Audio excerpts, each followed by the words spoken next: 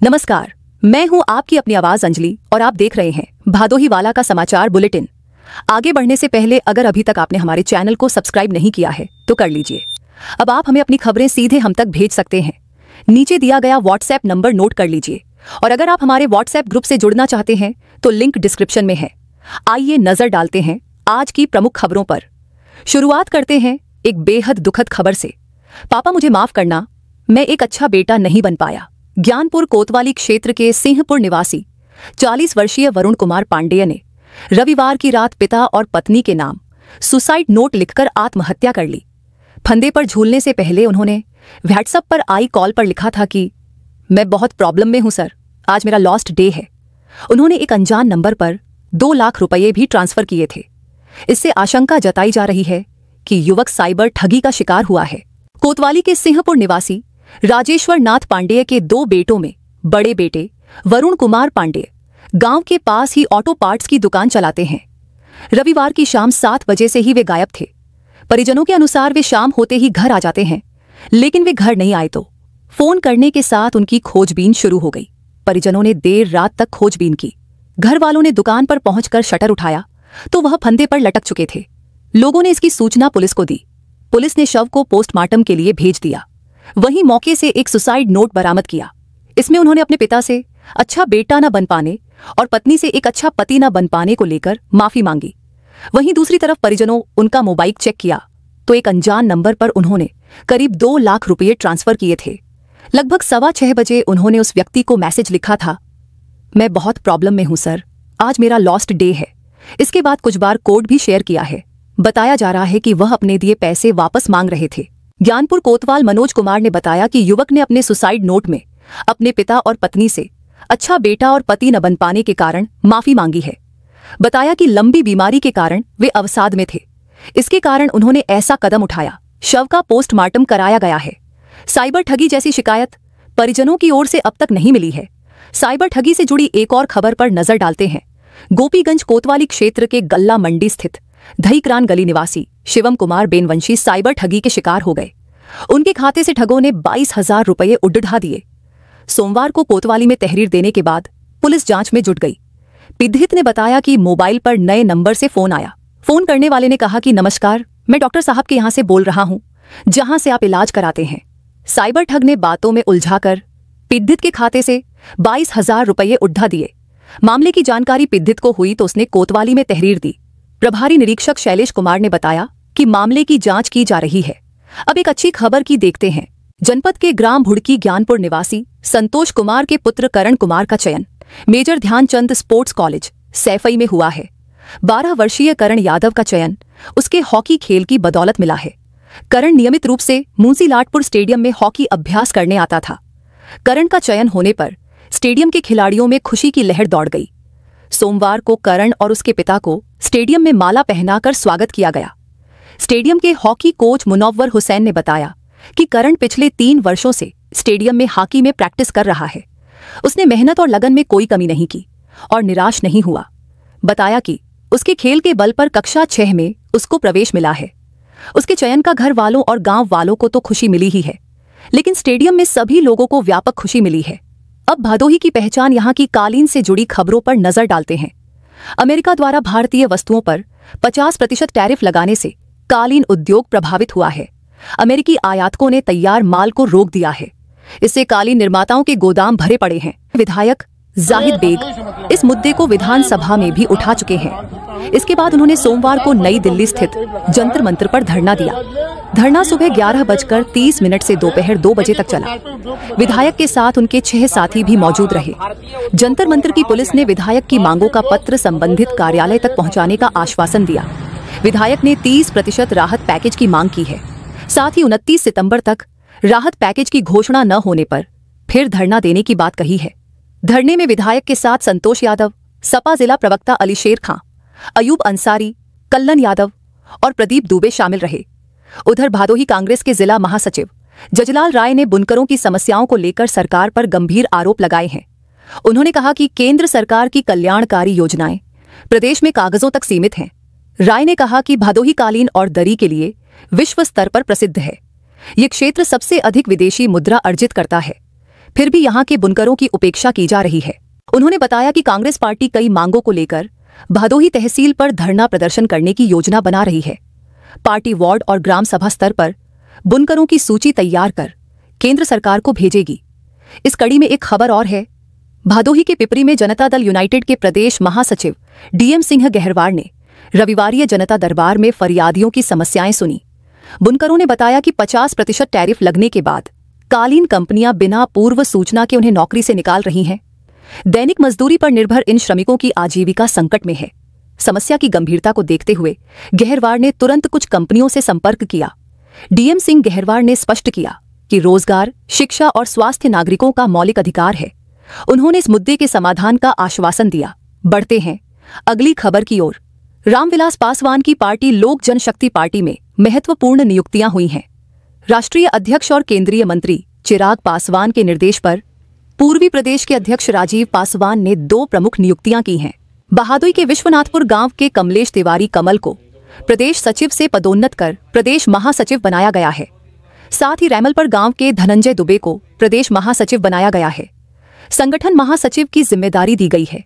यह निर्णय दिल्ली के कॉन्स्टिट्यूशन क्लब में हुई लोजपा पूर्वांचल की बैठक के बाद लिया गया। कमलेश तिवारी के नेतृत्व में भदोही, प्रयागराज, मिर्जापुर और सोनभद्र में पार्टी का विस्तार हुआ है। बैठक में चिराग पासवान और अन्य वरिष्ठ नेताओं ने उनके कार्यों की सराहना की थी। कमल तिवारी ने नई जिम्मेदारी मिलने पर राष्ट्रीय नेतृत्व और प्रदेश अध्यक्ष का आभार जताया। उन्होंने पार्टी की उम्मीदों पर खरा उतरने का वादा किया है। इन नियुक्तियों पर लोजपा जिलाध्यक्ष विकास दुबे, राहुल तिवारी, अमित शुक्ला सहित अन्य कार्यकर्ताओं ने प्रसन्नता व्यक्त की है। अब दुर्घटना से जुड़ी 2 खबरों पर नजर डालते हैं। दुर्गागंज में सोमवार सुबह 10 बजे धनुपुर के पास हनुमान मंदिर के समीप सड़क हादसा हुआ। कुंदौरा महादेव के दर्शन से लौट रहे शेरपुर निवासी राजित गौतम, संदीप गौतम और धनपुर निवासी अवधेश गौतम अल्टो कार में सवार थे। दुर्गागंज की ओर से आ रहे बाइक सवार रोहित पाल का संतुलन बिगड़ गया। कार चालक ने बाइक सवार को बचाने की कोशिश की। इस दौरान कार अनियंत्रित होकर सड़क किनारे पेड़ से टकरा गई। हादसे में राजित और संदीप को सिर में चोटें आईं। अवधेश का पैर फ्रैक्चर हो गया। रोहित का बायां हाथ टूट गया। पास से गुजर रहे कृष्णा मिश्रा और उनकी बहन भी सड़क पर गिरकर घायल हो गए। गंभीर स्थिति के कारण घायलों को ज्ञानपुर जिला अस्पताल रेफर कर दिया गया। वहीं एक दूसरी घटना में औराई कोतवाली क्षेत्र के तुलसी पट्टी निवासी 16 साल शिवकुमार और 15 साल के आशीष सोमवार को सड़क दुर्घटना में घायल हो गए। जिला अस्पताल में इलाज के दौरान आशीष की मौत हो गई। दोनों मोपेड से औराई गए थे। इस बीच अंडरपास में खड़े एक ठेले से टकरा गए। इससे दोनों सड़क पर गिरकर गंभीर रूप से घायल हो गए। एम्बुलेंस से दोनों को सीएचसी औराई पहुंचाया गया, जहां आशीष की हालत नाजुक होने पर उसे जिला चिकित्सालय रेफर कर दिया गया। जिला अस्पताल में उसकी मौत हो गई। वहीं शिवकुमार को प्राथमिक उपचार के बाद परिजन अपने साथ लेकर गए। अब अगली खबर पर नजर डालते हैं। जिले में बिजली कटौती एक बार फिर लोगों के लिए मुसीबत बन गई है। सुरियावां, बभनौटी, बरदहां, चौरी और साउपुर उपकेंद्रों में 24 घंटे में 10 से 12 घंटे की कटौती ने लोगों को उमसभरी गर्मी में बेहाल कर दिया है। 5 उपकेंद्रों से 280 गांवों की विद्युत आपूर्ति बेपटरी हो गई है। दिन में 7 से 8 बार कट रही बिजली से व्यापारियों की भी परेशानी खड़ी कर दी है। वहीं रात के समय कटौती ने लोगों की नींद हराम हो गई है।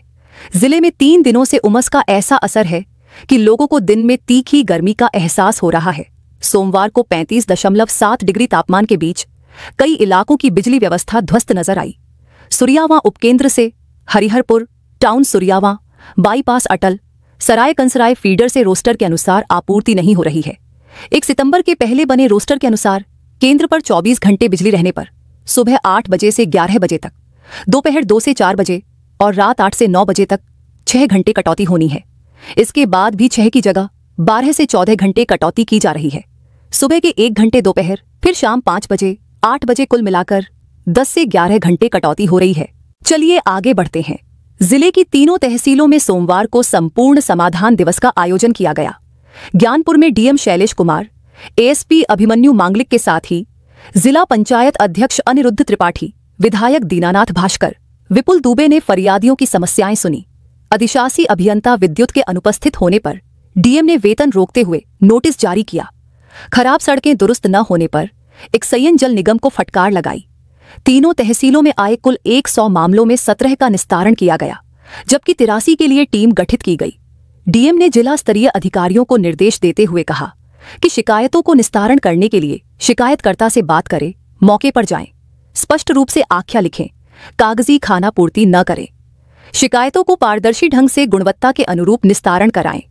सबसे अधिक शिकायतें विद्युत निगम, पंचायत विभाग, जल निगम, राजस्व विभाग की हैं। विद्युत निगम की अधिक शिकायतें शिकायतों का निस्तारण सही ढंग से न क्रियान्वित करने, असंतुष्ट फीडबैक खराब होने और बिना बताए तहसील दिवस पर अधिशासी अभियंता विद्युत अनुपस्थित होने पर डीएम नाराज हो गए। वेतन रोकते हुए नोटिस जारी किया। जल निगम द्वारा हर घर जल नल योजना से पानी की आपूर्ति सही ढंग से न कराने और सड़कें खराब होने पर अधिशासी अभियंता जल निगम को कड़ी फटकार लगाई।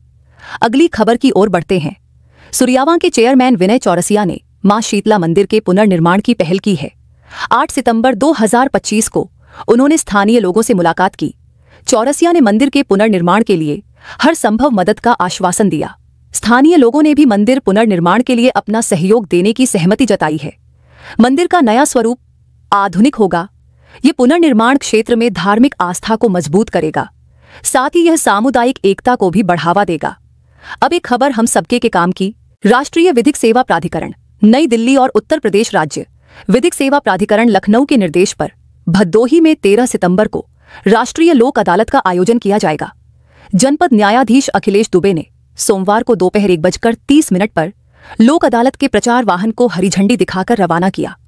जनपद न्यायालय परिसर सरतहा ज्ञानपुर से प्रचार वाहन की रवानगी के समय कई अधिकारी मौजूद रहे। प्रचार वाहन का मुख्य उद्देश्य राष्ट्रीय लोक अदालत के बारे में जनता में जागरूकता फैलाना है। इससे अधिक से अधिक लोग अपने मामलों का निस्तारण करा सकेंगे। लोक अदालत के माध्यम से विभिन्न प्रकार के विवादों का त्वरित समाधान किया जाएगा। अगली खबर की ओर बढ़ते हैं। डीग ब्लॉक के कोइरौना कालिका नगर में सरकारी राशन की दुकान के आवंटन को लेकर विवाद बढ़ता जा रहा है। सोमवार को होने वाली बैठक में ग्राम प्रधान नहीं पहुंचे। ये लगातार तीसरा मौका है जब वे बैठक में नहीं आए। ग्रामीणों का आरोप है कि प्रधान जानबूझकर बैठकों से दूर रह रहे हैं। उनका मानना है कि प्रधान अपने चहेते को राशन की दुकान दिलाना चाहते हैं। गुस्साए ग्रामीणों ने बैठक स्थल पर नारेबाजी की। उन्होंने प्रधान और अधिकारियों पर पक्षपात का आरोप लगाया। अब गंगा के जलस्तर की रिपोर्ट देखते हैं। जिले के सीतामढ़ी किनारे पर उपरवार में गंगा का जलस्तर तेजी से बढ़ रहा है। सोमवार सुबह 10 बजे जलस्तर 78.580 मीटर दर्ज किया गया। ये चेतावनी बिंदु 80.20 मीटर से 1.62 मीटर नीचे है। रविवार दोपहर 12 बजे जलस्तर 70.860 मीटर था। पानी प्रति घंटा 4 सेंटीमीटर की रफ्तार से बढ़ रहा है। जिले में खतरे का बिंदु 81.20 मीटर निर्धारित है। दिल्ली, हरियाणा, पंजाब, उत्तराखंड और मध्य प्रदेश में हो रही भारी बारिश के कारण यमुना और गंगा का जलस्तर बढ़ रहा है। आज के बुलेटिन में इतना ही। कल फिर मिलेंगे। तब के लिए नमस्कार।